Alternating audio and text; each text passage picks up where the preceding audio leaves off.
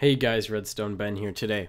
So, boy do I have a video for you. This is a really cool creation that I just kind of came up with, and I think you're going to like it quite a bit. Let's check it out. So go ahead and start by either downloading the world or importing the schematic into your own survival world. Once you've done that, if you're on a schematic, you have to flip this lever to start the system. If you've just downloaded the world, everything should be set to go. But this is what the schematic will look like. You can go ahead and hit that, and you can break whatever else is here. So now that the system is on, let's check it out. So we can go ahead and spawn some villagers here. This will work with any mob, by the way, not just villagers, but these are for the demonstration. So here I have 3 normal swords. I have diamond sword, iron sword, and gold sword. If I go ahead and hit one of these mobs, you'll see what happens. So we had some blood, and now the villager is bleeding out, and eventually he'll stop bleeding out, just like here, and he'll be fine again. So yeah, what happens is when you hit a mob or a villager or whatever, you will get an initial blood effect, like this, okay? So that is one of the features. The second feature is if you listen very closely when I hit, you will hear a little sound, and that is a new hit sound that I've added. It is very similar to an anvil hitting system, so I can go ahead here, turn that off, and you can now hear it better. Okay.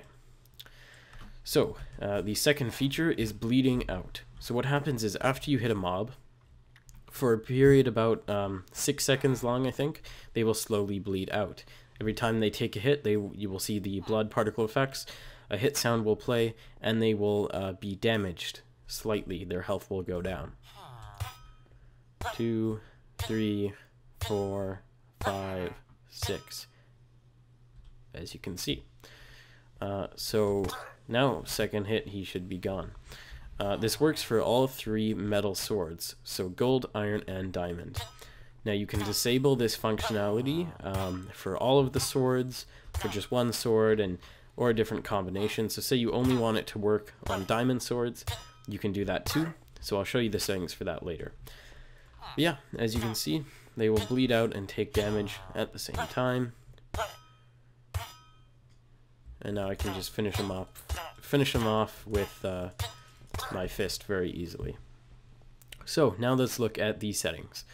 First thing we have is particles. So particles are basically the red blood particles that come out of a mob when they are hit. If you don't want those on, then you can flip this down, and that will turn them off. Now you will still hear a hit sound, and if you hit them with your sword, they will still slowly bleed out. Okay? But I'm going to leave those on.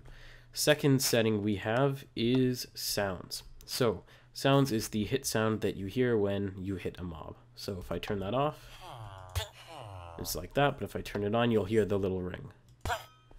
Okay. So we're going to leave that on. Gonna finish off this guy. Okay. Now the last 3 settings are what I was describing before, are the sword settings. So, if the lever is flipped up, that means it is on. So that means I can initiate the bleeding effect with gold sword, iron sword, or diamond sword as well. But say I don't want it to be on a gold sword, I can flip this down to turn it off. Now, as you can see, he's not bleeding out. That's pretty much it. Again, world, download, and schematic are both in the description. If you don't know how to use schematics, you can go ahead and click the 3rd link in the description, which will lead you to a video tutorial on that. Remember, when importing, you want to make sure that this section is in the spawn chunk. Now, if you don't know what the spawn chunk is, that is where your spawn point is, and within the first few chunks of where your spawn point is, basically. So make sure that your import is there. You will have some blocks under, like a floor. You might not. You will definitely have this block here that's hidden, kind of thing. But yeah, go ahead and import that. You can hit the setup that I will have here, and the system will start. There's nothing else you have to do except for get your swords out and start hitting mobs, and you can change some settings if you'd like.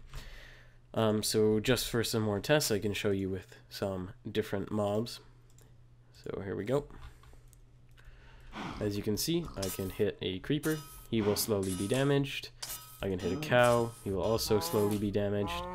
And as you can see, passive mobs will be damaged a lot more. They will die a lot faster, and that is because they have a lot less health. So most passive mobs will die within one hit because of the bleeding effect. As you can see, even with iron swords, they should die. And let's see, what about gold? Yeah, he died as well. So, yeah, that's pretty much it. So look forward to version 2, where I will basically be using all of this, but adding it as a custom enchantment. So what will happen is you can enchant a sword a certain way.